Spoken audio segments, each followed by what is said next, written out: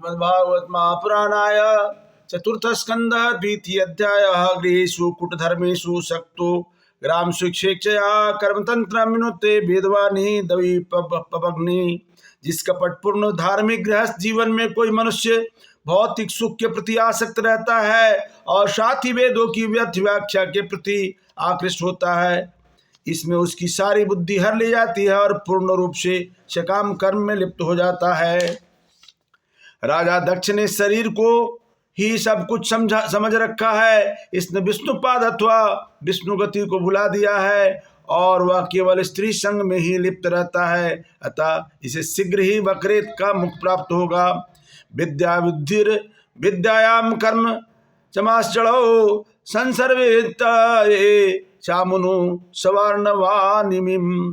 वे लोग भौतिक विद्या तथा बुद्धि के अनुशीलन से पदार्थ की भांति जड़ बन चुके हैं, वे अज्ञानवश सकाम कर्मों में लगे हुए हैं। ऐसे लोगों ने जानबूझकर भगवान शिव का अनादर किया है। ऐसे लोग जन्म मरण के चक्र में पड़ते रहेंगे। गृहश्रुतयाम पुष्पिनया मधुगंधेन भूरिणा मतना चोन्मितान सम्मुहान हरिद्विषा।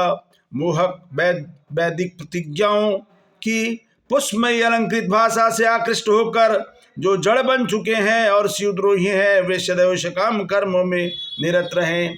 शरभक्षाचा वृत्य धृति विद्यात पोभ्रता बीतेन्द्रिया रामा याचका विरचिन्निवा।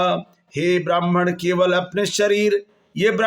अपने शरीर का पालन हेतु विद्या तप तथा व्रतादि का आश्रय लेते हैं। इन्हें भक्षा भक्ष का विवेक नहीं रह जाए। ये द्वार द्वार भिक्षा मांगकर अपने शरीर की तुष्टि के लिए धन की प्राप्ति करें। तस्तैव बत्तम शापम श्रुत्वा दिस्कुलाय वै भृगो प्रसिद्ध छाप ब्रह्मदंडम दुरत्मयम। इस प्रकार जब नंदीश्वर ने समस्त जन पर आधारित ब्राह्मणों को शाप दे दिया तो प्रतिक्रिया स्वरूप भृगुमुनि ने शिव के अनुयायियों की भर्त्सना की और उन्हें भयंकर ब्रह्म शाप दे दिया। भवव्रतधरा ये चेतान शमनुव्रता षाडिनस्ते भवन्तु सर्वाक्ष परिपंथिना। जो शिव को प्रसन्न करने का व्रत का धारण करता है, वह ऐसे नियमों का पालन करता है, वह निश्चित रूप से नास्तिक होगा और दिव्य शास्त्रों के विरुद्ध आचरण करने वाला बनेगा। नष्ट शौचा मूर्धियो जटा भस्मस्ते धारणा विसंतो शिव दीक्षायाम यत्र दैव सुरावशम। जो शिव की पूजा का व्रत लेते हैं, वे इतने मतिहीन होते हैं कि वे उनका अनुकरण करके अपने शरीर पर लंबी जटाएं धारण करते हैं और शिव की उपासना से दीक्षा ले लेने के उपरांत वे मदिरा, मांस तथा अन्य ऐसी वस्तुएं खाना पीना पसंद करते हैं। ब्रह्मच ब्राह्मणश्चैव यज्जु परिस्थिति नंदता सेतु विद्याधर्णम पुषामत पाखंड माश्रिता। भृगुमुनि ने आगे कहा, चूंकि तुम वैदिक नियमों के अनुयायी ब्राह्मणों तथा वेदों की निंदा करते हो, इससे ज्ञात हो कि तुमने नास्तिकता की नीति अपना रखी है। ऐसे एव ही लोकानाम शिवपंथा सनातना यह पूर्वे चांसुंत यत् प्रमाणम जनार्दनम। वेद मानवीय सभ्यता के कल्याण के प्रति प्रगति हेतु शाश्वत विधान प्रदान करने वाला है, जिसका प्राचीन काल में दृढ़ता से पालन होता रहा।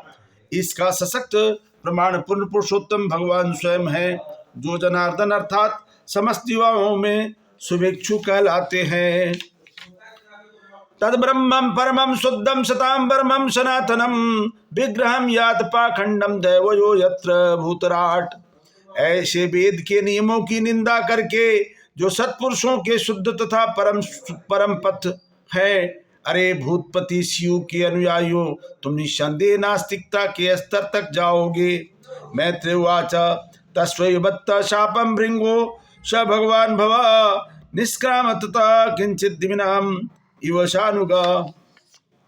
श्री मैत्रेय मुनि ने कहा, जब शिव के अनुयायियों तथा राजा दक्ष एवं भृगु मुनि के पक्षधरों के बीच साप प्रतिसाप चल रहा था, तो शिव अत्यंत खिन्न हो उठे और बिना कुछ कहे अपने शिष्यों सहित यज्ञ स्थल छोड़कर चले गए।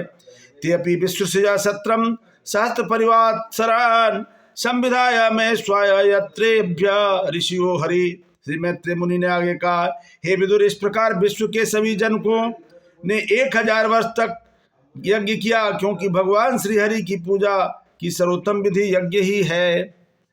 हे धनुष बाणधारी विदुर, सभी यज्ञ करता देवताओं ने यज्ञ समाप्ति के पश्चात गंगा तथा यमुना के संगम में स्नान किया। ऐसा स्नान अवभृत स्नान कहलाता है। इस प्रकार से हृदय से शुद्ध होकर वे अपने अपने लोकों को चले गए। इति श्रीमद्भागवत महापुराणाय चतुर्थ स्कंध 20 अध्याय। प्रेम से बोलिए वृंदावन बिहारी लाल की जय। अयोध्या राम लला की जय। भुवनवासकर सूर्य भगवान की जय। भूत भावन शंकर भगवान की जय। वीर बजरंग बली की जय। उमापति महादेव की जय।